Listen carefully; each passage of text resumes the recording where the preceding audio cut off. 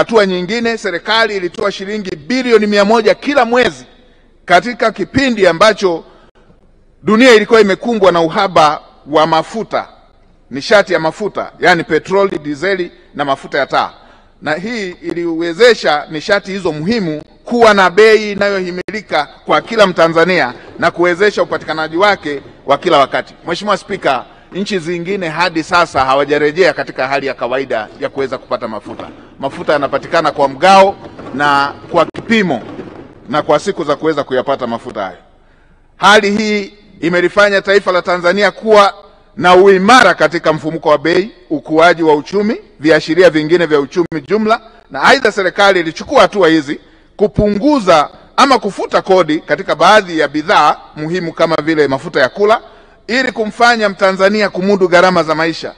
Sio kila nchi, Mheshimiwa Spika, ilifanya jambo hili. Na hii inaonyesha ni kiasi gani serikali ya CCM inayoongozwa na Dr. Samia Suluhu Hassan inawajali wananchi wake. Mheshimiwa Spika, maeneo mengine ambayo yalijitokeza na kuleta taharuki katika mataifa mengi ni pamoja na kuadimika kwa fedha za kigeni katika nchi nyingi za Afrika. Serikali kupitia Benki Kuu ya Tanzania imetekeleza vyema sera ya fedha hivyo na kuimarisha viwango vya kubadilishania fedha na upatikanaji wa fedha za kigeni. Hivi karibuni tumeshuhudia mabadiliko ya sera za nje, hususan katika baadhi ya mataifa makubwa ikiwemo nchi mbalimbali na wabia wengine wanaoshirikiana na Tanzania kwenye maendeleo. Sera hizo zinajumuisha kufuta ama kupunguza misaada kupitia taasisi ama mashirika ya kimataifa ya nchi hizo ambazo kwa sehemu ilikuwa ikitekeleza kwa kushirikiana na sekta binafsi na sehemu na serikali hapa nchini. Kufuatia hali hiyo, serikali imefanya tathmini ya kina na kubaini sekta ambazo zimeathirika na imeanza kuchukua hatua. Maeneo ambayo yaliguswa ikiwemo sekta ya afya, ambapo mengine ni maeneo ambayo yanahusisha sekta za huduma za jamii. Serikali hadi sasa imetoa zaidi ya shilingi bilioni 82 kuweza kuziba pengo hilo na uhitaji wa fedha ambazo zilikuwa zinahitajika. Mheshimiwa Spika, katika muda wa kati serikali itatenga bajeti itakayolenga kuziba pengo la fedha zilizokuwa zinatarajiwa kutoka katika wahisani hao.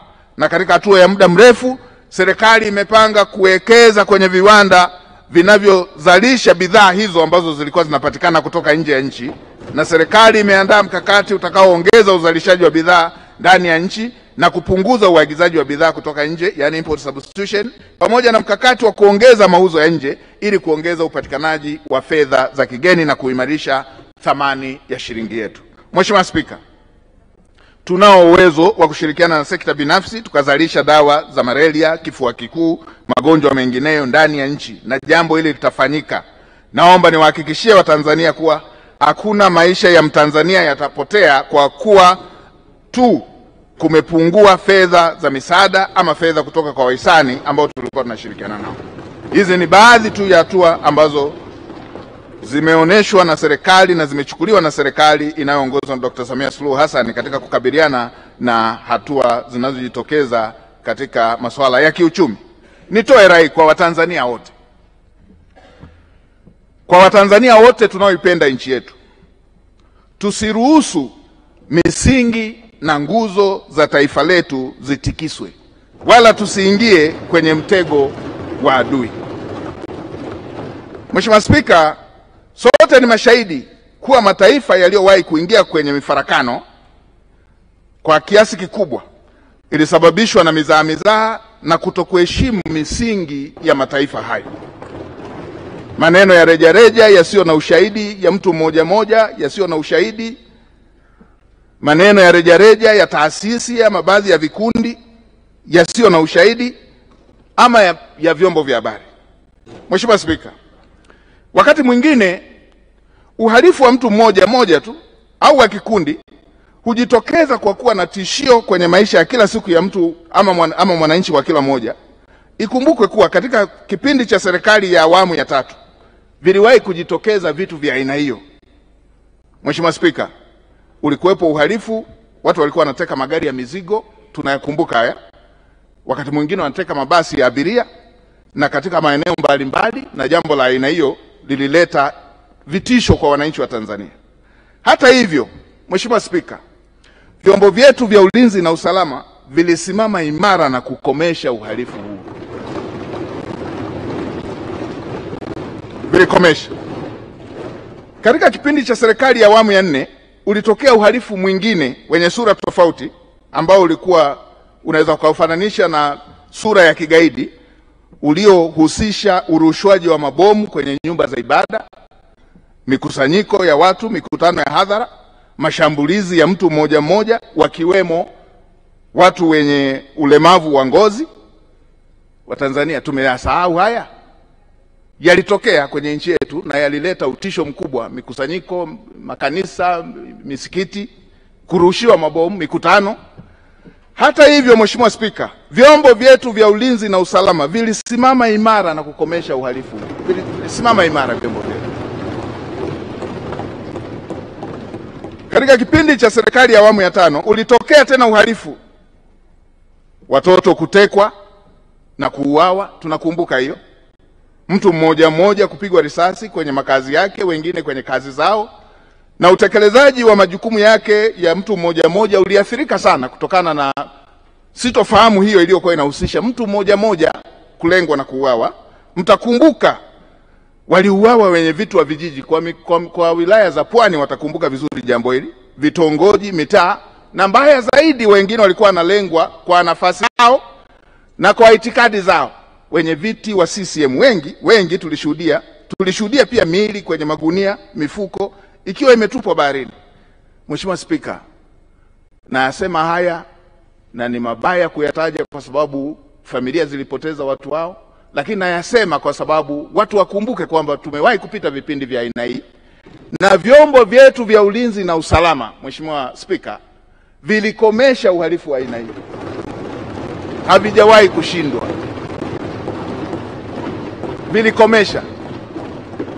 Vilikomesha uhalifu wa aina hii wa vikundi na wa mtu mmoja mmoja, na makao yao walipokuwa wameyaweka ndani ya nchi walikimbia, na wengine walikutana na mkono wa sheria. Vyombo vyetu havijawahi kushindwa.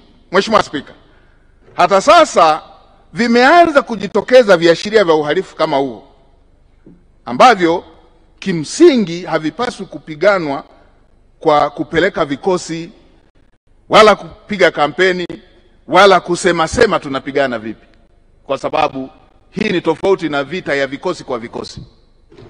Mheshimiwa Spika, tukiendelea kunyosheana vidole na kunyoshea vidole vyombo vyetu vya ulinzi na usalama, tutaacha adui aendelee na uhalifu huku sisi tukiendelea kushughulikiana sisi kwa sisi. Hili si jambo lenye afya kwa taifa letu. Isichukuliwe kuwa serikali imezuia watu kusema, wala isichukuliwe kuwa serikali haichukui hatua dhidi ya uhalifu. Ninachokisema Mheshimiwa Spika ni kwamba vita vya aina hii, nimetaja miaka yote na maeneo yote na muda wote ambao vilikuwa inatokea, vilipiganwa kwa intelijensia. Hivyo ni wasii wa Tanzania wenzangu, tuviache vyombo vyetu vya ulinzi na usalama vifanye kazi yao.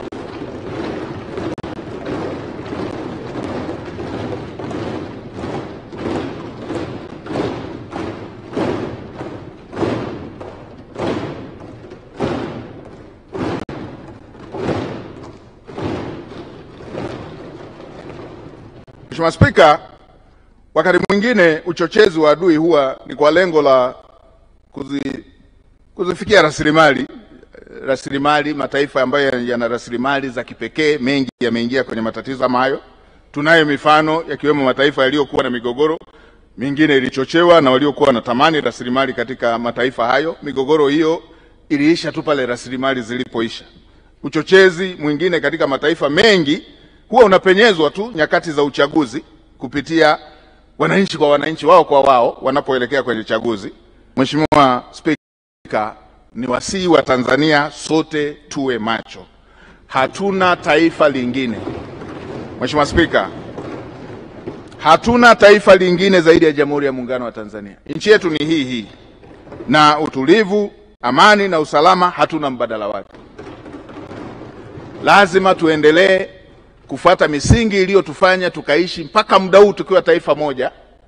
Tuishikilie ili tusije tukajaribu njia zingine ambazo mataifa mengine walipofuata walifikia Watanzania. Hatuna taifa lingine, hatuna taifa lingine.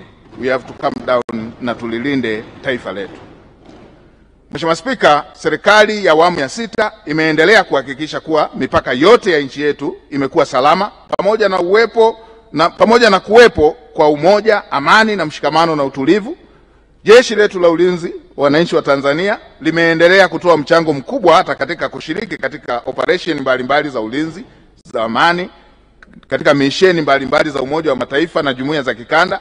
Ushiriki huo umeimarisha diplomasia ya kiulinzi, ushirikiano wa kimataifa na sifa kubwa Tanzania mipaka ndani na nje ya mipaka yetu. Na vipongeza vyombo vyetu vya ulinzi na usalama chini ya Amiri Jeshi Mkuu Mheshimiwa Dr. Samia Suluhu Hassan kwa jitihada kubwa zinazoendelea kuchukuliwa ili kuweza kuhakikisha hali ya ulinzi na usalama na amani vinaendelea kuimarika. Mheshimiwa Spika, baada ya maelezo hayo ya jumla, sasa niende kwenye mafanikio ya serikali ya awamu ya 6. Kama unavyofahamu, bajeti ya 25-26 inakamilisha kipindi cha kwanza cha awamu ya 6 ya utawala wa mama yetu mpendwa Mheshimiwa Dr. Samia Suluhu Hassan, Rais wa Jamhuri ya Muungano wa Tanzania. Sote ni mashahidi kuwa tangu ashike hatamu ya uongozi mwaka 21 amesimama kidete kuhakikisha shughuli za maendeleo zinasonga mbele. Hakika ni mengi yamefanyika katika kipindi cha uongozi wake. Mheshimiwa Spika, wakati serikali ya awamu ya 6 inapokea uongozi, utekelezaji wa miradi ya kielelezo, mfano ujenzi wa mradi wa Mwalimu Nyerere ambao ni wa megawati takriban 2100 ulikuwa unaendelea, ambapo hadi sasa tumeshakamilisha, tumeshaanza kuvuna, tumeshaanza kupata matunda yake. Tayari megawati zimeshaanza kuwafikia wananchi na zinaendelea kutumika. Kwa upande wa utekelezaji wa ujenzi wa daraja la Busisi, Kigongo Busisi, lenye urefu wa zaidi ya kilomita 3 ambao unaunganisha upande mmoja wa mkoa wa Mwanza na upande wa mkoa wa Geita, tayari umeshakamilika kwa 100% na unatarajiwa kuzinduliwa tarehe 19 Juni hii mwaka 2025 na Mheshimiwa Rais Dr. Samia Suluhu Hassan. Mheshimiwa Dr. Samia Suluhu Hassan alipokea pia mradi wa reli ya kisasa kwa vipengele ambavyo vilikuwa vimeshatekelezwa, loti 1 na loti 2, ikiwemo 57.57 kwa kipande cha Morogoro hadi Makupola. Sasa imeshafunguliwa, imeshaanza kutumika, na hivi tunavyoongea imeshasafirisha jumla ya abiria zaidi ya milioni 2 na zaidi ya bilioni 60 zimeshakusanywa. Mheshimiwa Spika, itakumbukwa pia kwa upande wa loti zingine zilizosalia, kama alivyosema ataendeleza miradi iliyopo na kukamilisha iliyopo na kuleta mipya. Mradi wa Makupola Tabora ambao kwa sasa umeshafika zaidi ya 14%, mradi wa Tabora Isaka zaidi ya 6.65%, Tabora Kigoma na lot 7 ambazo tayari hizi hazikuwepo lakini tayari zimesha pata mkandarasi, na siku si nyingi mkandarasi ataanza kazi yake kwa upande wa lot 7 kwa kuwa fedha zake zimeshapatikana. Katika kutekeleza malengo haya, serikali itaendelea kutafuta fedha ili kuweza kukamilisha maeneo mengine ambayo yanahitaji ujenzi wa reli za kisasa kwa kiwango hicho. Kwa mfano, upatikanaji wa rasilimali, Mheshimiwa Spika, utawezesha ujenzi wa reli ya SGR kwa maeneo yaliyobaki. Tunajua kuna maeneo ambayo yako kwenye mpango ya ujenzi wa reli ikiwemo Kaliua Mpanda kwenda Karema, Mtwara Mbamba Bay na matawi yake ya Liganga na Mchuchuma, Tanga Arusha Msoma, na reli za jiji la Dar es Salaam, jiji la Dodoma. Na kwa upande wa reli ya Tazara, serikali ya Tanzania, Zambia pamoja na China tayari walishasaini makubaliano ili kuweza kuifufua na kuiboresha zaidi reli hiyo ya Tazara. Mheshimiwa Spika, kwa upande wa uchukuzi, katika mwaka 24-25 serikali imeendelea kuwezesha bandari zetu hapa nchini ziweze kutoa huduma kwa tija na ufanisi. Mheshimiwa Spika, mafanikio ambayo yameshapatikana ni pamoja na kuongeza mapato ya kodi ya forodha, ambapo katika kipindi cha Julai 2024 hadi Februari 2025 jumla ya shilingi trilioni 8.26 zimekusanywa, ikiwa ni sawa na ongezeko la trilioni 1.18 ikilinganishwa na shilingi trilioni 7.08 zilizokusanywa kipindi kama hicho kwa mwaka 23-24. Mheshimiwa Spika, trilioni 1.18 ni ongezeko, ni tofauti ikilinganishwa na fedha zilizokusanywa kwa kipindi kama hicho kabla ya uwekezaji huo. Takwimu zinaongea kuliko maneno. Pia kumekuwepo na ufanisi wa kupungua kwa gharama za uendeshaji wa bandari ya Dar es Salaam kutoka shilingi bilioni 975.0 hadi bilioni 685.2 katika kipindi kama hicho. Hii imewezesha kuwa na fedha za ziada kuanza utekelezaji wa miradi mingine ya kuendeleza bandari, ikiwemo pamoja na mradi wa ujenzi wa kituo cha matenki ya kupokea mafuta kwa pamoja katika bandari yetu ya Dar es Salaam. Mafanikio mengine ni ujenzi wa ukarabati wa viwanja vya ndege vya Songwe, Mbeya, Mtwara, Songea, Iringa, Geita, Msalato, Kigoma, Tabora, Sumbawanga, Shinyanga pamoja na Msoma. Kazi zingine zinazoendelea ni kuendelea na kuliimarisha shirika la ndege la Tanzania ni ATCL kwa kununua ndege zingine 7 ambapo ndege 6 ni za abiria na ndege 1 ni ya mizigo. Mheshimiwa Spika, kwa upande wa ujenzi, katika kuimarisha miundombinu yetu, mafanikio yaliyopatikana ni pamoja na kuongezeka kwa mtandao wa barabara zinazounganisha wilaya na mikoa pamoja na nchi jirani ambazo zinasimamiwa na TANROADS kutoka kilomita 36,361.95 kwa mwaka 2021 hadi 37,435.04 kwa hadi Aprili 2025. Kukamilika kwa ujenzi wa madaraja makubwa kama ambavyo nimetoka kutaja, daraja kubwa zaidi, lakini pia yapo madaraja ya Tanzanite, Wami, Ruhuhu kule Ruvuma, Mpwapwa kule Dodoma, Msingi kule Singida kule Mkalama na Kigongo Busisi ambalo nimetoka kulitaja. Mheshimiwa Spika, kwa upande wa barabara za mijini na vijijini zinazosimamiwa na TARURA, serikali ya awamu ya 6 imeongeza bajeti kwa zaidi ya mara 6. Hii haijawahi kutokea. Hii imewezesha kufungua kwa barabara nyingi za vijijini